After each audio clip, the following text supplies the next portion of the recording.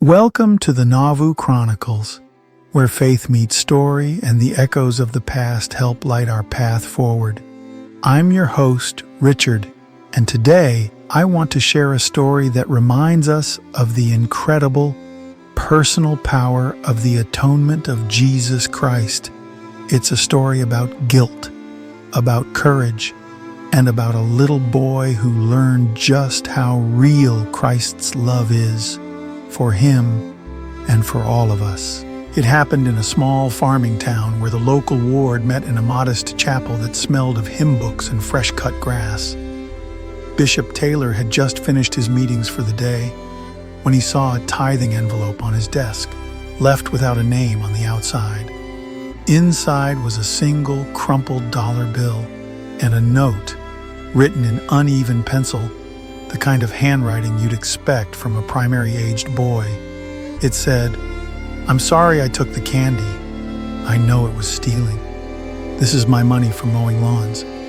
I hope Jesus can forgive me." Bishop Taylor sat quietly for a long moment, reading the note over again.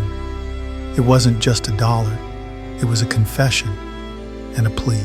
He knew right away who it was: Kevin, the shy boy with freckles and grass-stained sneakers.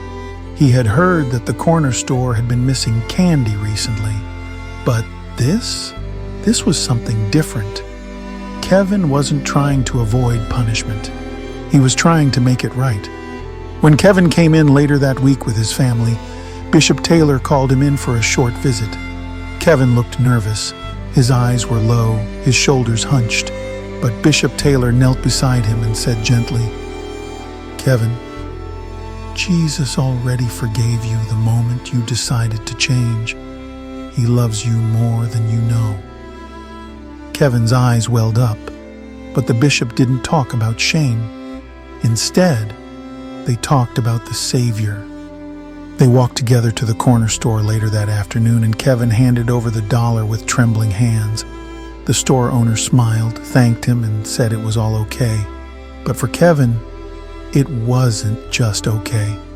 It was a moment of redemption, a moment when the weight he'd been carrying was finally lifted. Sometimes we think the atonement is for the big things, the life-altering moments, the serious sins. But Kevin's story reminds us it's also for the quiet moments, the small guilt, the whispered prayers, the tears we cry when no one else sees. The atonement is personal. It meets us where we are, whether we're a child who took a candy bar or an adult who carries a heavy burden. Jesus didn't suffer in Gethsemane just for crowds of people. He did it for individuals, for Kevin, for me, for you.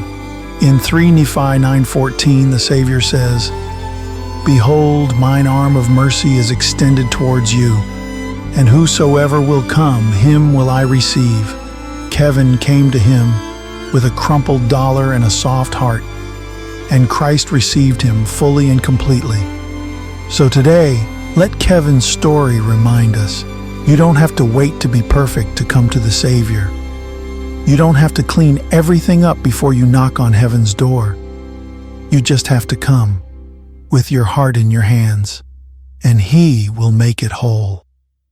If you've been carrying something heavy, if there's a moment you wish you could undo, I promise you, Christ is there.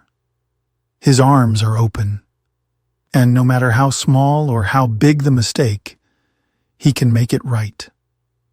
Thank you for joining me today on the Nauvoo Chronicles. If this story touched your heart, share it with someone who may need a reminder of Christ's love.